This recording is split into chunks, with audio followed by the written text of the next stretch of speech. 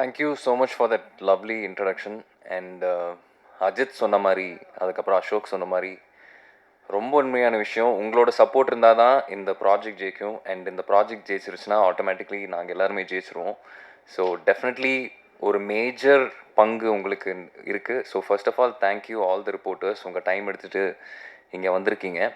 And thank you for the lovely introduction also. And Sathur பற்றி already பேசியிருப்பாங்க. அதை பற்றி ஒரு ப்ரெஸ் மீட் இங்கே போச்சு, ஒரு ஈவெண்ட் ஒன்று போச்சு. அண்ட் என்னை பற்றி கொஞ்சம் சொல்லணுன்னா, குடும்பஸ்தனில் இவர் குரு சார் கூட ஒரு சின்ன சீன் பண்ணியிருக்கேன். ரீசெண்ட்லி ஸ்டீஃபன் ஒரு சைக்கோ த்ரில்லர் படத்தில் ஒரு காப் ரோல் பண்ணியிருந்தேன். And of course Sathur was already mentioned. இந்த படத்தில் ஒரு சாலிடான role thanks to Augustine bro எனக்கு கிடச்சிருக்கு. ஏன் இந்த படம் எனக்கு ரொம்ப ஸ்பெஷல் அப்படின்னு பார்த்தீங்கன்னா, என்னோடய க்ளோஸ் ஃப்ரெண்ட்ஸ் நிறைய பேர் இதில் நடிச்சிருக்காங்க, இதில் ஒர்க் பண்ணுறாங்க. அசோகா இருக்கட்டும், நிர்மலா இருக்கட்டும், அஜித் கூட நான் நிறைய ட்ராவல் பண்ணியிருக்கேன் சத்தூரோட ஷூட்டில். அண்ட் அசோக் ஆல்ரெடி சொல்லிட்டார், ரொம்ப அழகாக சொல்லிட்டாரு, அண்ணா எனக்கு பேசவே வராதுண்ணா அப்படின்னு சொல்லி ரொம்ப அழகாக பேசிட்டாரு. ஸோ அசோக் கூட எனக்கு தெரிஞ்சு 25 might be an understatement. அவர் பர்சனலாக எனக்கு தெரிஞ்சு மோர் தென் 100 ஷார்ட் ஃபிலிம்ஸில் நடிச்சிருக்காரு. அதெல்லாம் முடிஞ்சு when I see him in a feature film எனக்கு ரொம்ப சந்தோஷமாக இருக்குது. Nirmal is mixed martial arts champion, எம்எம்ஏன்னு சொல்லுவாங்க இல்லைங்களா, அதில் வந்துட்டு he's a champion, national champion, very first champion from கோயம்புத்தூர்னு கூட சொல்லலாம். அண்ட் எந்த கோரியோகிராஃபியாக இருந்தாலும் சரி, ஸ்டண்ட் கோரியோகிராஃபி, ஃபைட் கோரியோகிராஃபியாக இருந்தாலும் அவரை கூப்பிடுவோம். And he is always been a major part of all that. Then Ishita, we became very close at the time of the shoot of Satur. And இந்த ப்ராஜெக்ட்லேயும் இருக்கும்போது we were all excited. It's nice to have her on set. ஒரு பயங்கர positive bubbly kind of energy. Then of course the cinematographer Amal, very nice person. ரொம்ப கேஷுவலாக எல்லாத்தையும் handle பண்ணுவார். எந்த சுச்சுவேஷன்லையும் எதுவும் ஸ்ட்ரெஸ் ஆகாமல் ரொம்ப கேஷுவலாக ஹேண்டில் பண்ணார். ஆதர்ஷ், அனதர் சில் கை. நிறைய டிஸ்கஷன்ஸ், நிறைய டீப்பான டிஸ்கஷன்ஸ் போகும். இது ஷூட் டைமில் வந்துட்டு பிரேக்ஸ் எல்லாம் கிடைக்கும்போது I will look forward to just talk to him, interact with him. நிறைய விஷயங்கள் பற்றி தெரிஞ்சுக்கலாம், மியூசிக் பற்றி தெரிஞ்சுக்கலாம், சவுண்ட் மிக்ஸ் பற்றி தெரிஞ்சுக்கலாம். அதை பற்றி நிறைய கற்றுக்கிட்டேன் அவர்கிட்ட இருந்து. தென் கார்த்திக் ப்ரோ, நீங்கள் பார்த்துருப்பீங்க, அதிகமாக பேச மாட்டார், பட் யூனோ அவருக்கும் ஒரு ஜாலி சைடு இருக்குது. He also has a very fun side. Then we have Ram Manikandan bro, thank you so much for trusting us. தொடர்ந்து ட்ரஸ்ட் பண்ணிக்கிட்டே இருக்கீங்க. Thank you so much. And yeah, without a producer இதெல்லாமே நடந்திருக்காது. So thank you so much. And of course நம்ம Augustine bro, அவர் கூட எனக்கு தெரிஞ்சு கிட்டத்தட்ட 8 years ஆஃப் ட்ராவல். ஒரு டிவி ஷோவில் ஸ்டார்ட் பண்ணி தென் சத்தூர் ஹேப்பண்ட், சத்தூரோட பைலட் வெர்ஷன் நடந்துச்சு, தென் சத்தூரோட ஃபீச்சர் வெர்ஷன் நடந்துச்சு, now again Makaram. I absolutely love you bro. நீங்கள் எனக்கு நிறைய லவ் கொடுக்குறீங்க. You are always giving me a lot of love. அதுக்காக ரொம்ப சந்தோஷப்படுறேன். அண்ட் அகெயின் நீங்கள் தான் இந்த ப்ராஜெக்டை வந்து, because lot of budding artist, budding technicians, நீங்கள் தான் இந்த ப்ராஜெக்டை வந்துட்டு வெளி உலகத்துக்கு கொண்டு போய் சேர்த்தணும். And first of all thank you to the universe. Every artist I think is waiting for an opportunity like this இல்லைங்களா? எஸ், நம்ம ஒர்க் வந்து கொஞ்சம் ரெக்கக்னைஸ் பண்ணப்படணும் அப்படின்னு சொல்லி வந்துட்டு எல்லாருமே வந்து வெயிட் பண்ணிகிட்டு இருக்காங்க. So thank you to the universe. And yes, definitely to my family, my mother, my wife, my brother, my little son. இப்போ தான் அவனுக்கு 5 வயசு ஆச்சு. ஸோ இவங்க தான் என்னோட biggest supporters. And I am truly thankful for putting up with me. இது வந்துட்டு ஒரு சாதாரண ஜேர்னி கிடையாது. அஃப்கோர்ஸ் எல்லாருமே கஷ்டப்படுறாங்க, but at the same time in spite of challenges they're constantly supporting me. அதனால ரொம்ப சந்தோஷம். க்ரௌடில் 2-3 பேர் உட்காந்துருக்காங்க. ஆதித்யா, அதுக்கப்புறம் Annie is also here, J Jackson brother. I am looking forward to that fight scene. அது அகஸ்டின் சொல்லியிருப்பாருன்னு நினைக்கிறேன். அண்ட் யா, அவங்களும் வந்துட்டு பயங்கரமாக கான்ட்ரிபியூட் பண்ணியிருக்காங்க, நிறைய எஃபர்ட்ஸ் போட்டிருக்காங்க. செந்தில் ப்ரோ பற்றி கண்டிப்பாக மென்ஷன் பண்ணணும். எப்பவுமே நான் அகஸ்டன்ட்ட சொல்லுவேன், நீங்கள் எல்லாத்தையும் போட்டு நீங்களே பண்ணிகிட்டு இருக்காதீங்க ப்ரோ, நீங்கள் கொஞ்சம் ஹெல்ப் எடுத்துக்கோங்க, கொஞ்சம் டெலிகேட் பண்ணுங்கள் அப்படின்னு சொல்லுவேன். And finally that person is Senthil bro, பர்ஃபெக்டான அடிஷன் டு த டீம். அவர் வந்ததுக்கப்புறம் நிறைய விஷயங்கள் எனக்கு தெரிஞ்சு கொஞ்சம் அவருக்கு லோடு கம்மியாக இருக்கும், அகஸ்டனுக்கு லோடு கம்மியாக இருக்கும். So yes, thank you so much. நீங்கள் டீசர் பார்த்துருப்பீங்க.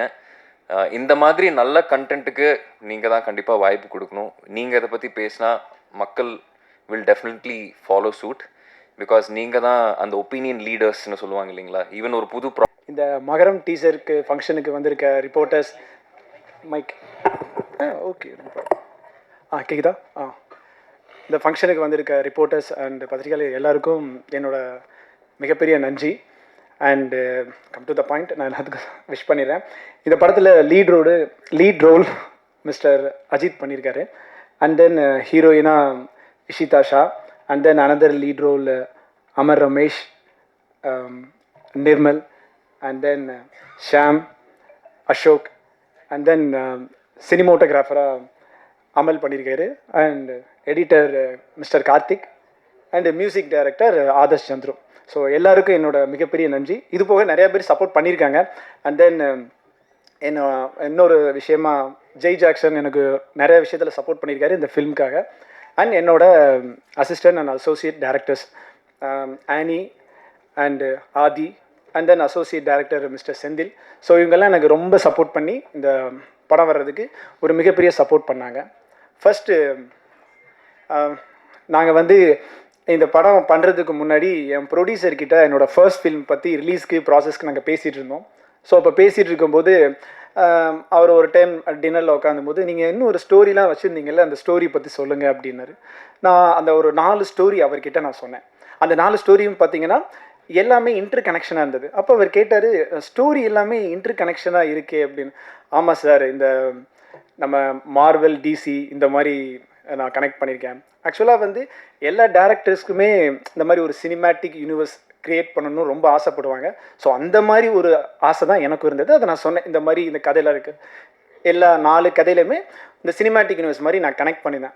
அப்போ அவர் என்ன சொன்னார்னா, நல்லா இருக்குது, ஓகே தான், பட் தமிழில் பார்த்தீங்கன்னா இப்போ எல்சியூ அந்த மாதிரி பண்ணியிருக்காங்க. எல்சியூ பார்த்தீங்கன்னா லோகேஷ் கனகராஜ் சார் வந்து சினிமேட்டிக் யூனிவர்ஸை ஃபஸ்ட்டு அவர் ஆரம்பிக்கும் போது அதை பெரிய சினிமேட்டிக் யூனிவர்ஸாக அவர் ஆரம்பிப்பார்னு அவர் நினச்சி பண்ணாரா இல்லையான்னு தெரியல. பட் அந்த படத்தோட சக்ஸஸ் வந்து அதை பெருசாக கொண்டு வர அது வழிவகுத்துச்சு.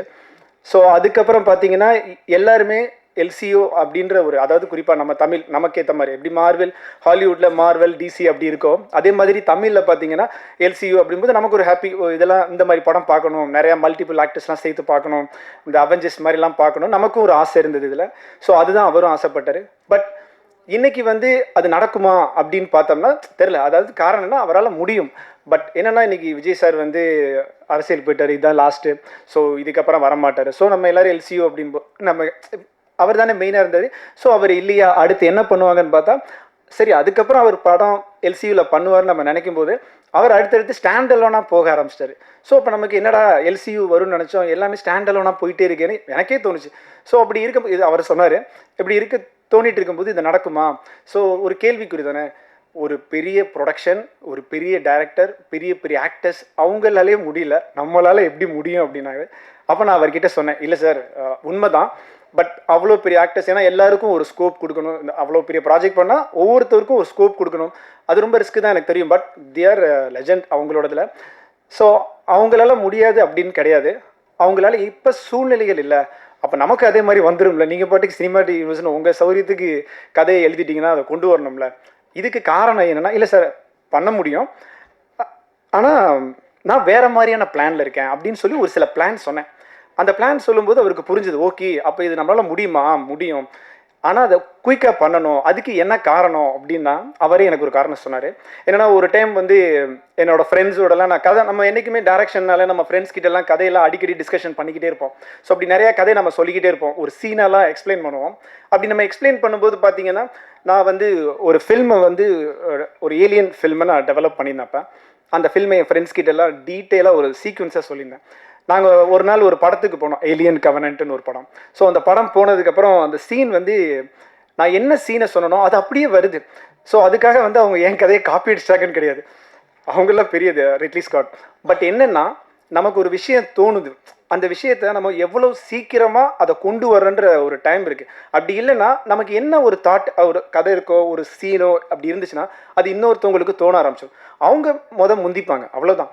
ஸோ நம்ம எந்த ஒரு விஷயத்தை திங்க் பண்ணாலும் ஃபஸ்ட்டே எடுத்துடணும் அப்படின்னு அவர்கிட்ட அடிக்கடி சொன்னனால தான் அவர் சொன்னார், சரி நீங்கள் இந்த பிளான்லாம் நல்லா இருக்குது, ஸோ நீங்கள் இந்த சினிமேட்டிக் யூனிவர்ஸை ஸ்டார்ட் பண்ணுங்க அப்படின்னு.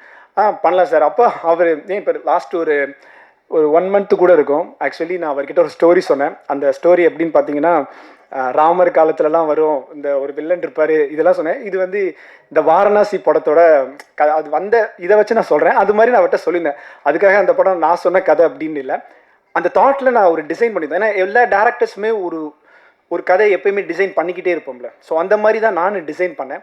ஸோ அது வாரணாசி மாதிரி இருந்ததும் போது அவர் சொன்னார், ராஜமௌழி எங்கே என்னையோ பார்த்துருக்கு, அப்புறம் நான் வேணா அவரை பார்த்து எடுக்கலாம் அப்படின்ட்டு அவர் சொன்னார். என்னென்னா எதாக இருந்தாலும் சீக்கிரம் பண்ணிடலாம் அப்படின்னு சொல்லும்போது இந்த மகரம் முன்னாடி பண்ணலாம். அப்போ நாங்கள் சதுர் ஃபிலிம் பண்ணியிருக்கோம்.